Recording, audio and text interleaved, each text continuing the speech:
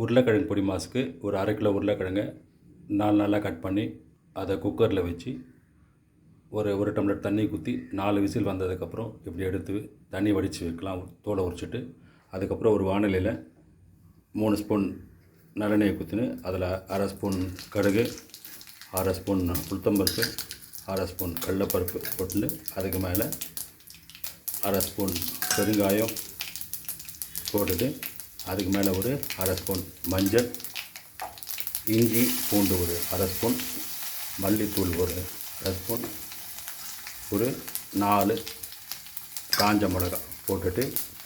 அதுக்கு மேலே நீங்கள் வெங்காயத்தை போட்டுட்டு வெங்காயத்தை நல்லா வதக்கணும். வதக்கும் போதே உருளைக்கிழங்கு அது மேலே போட்டுட்டு அதை நல்லா ஒரு 7 நிமிஷம் மேக்ஸிமம் வதக்கினா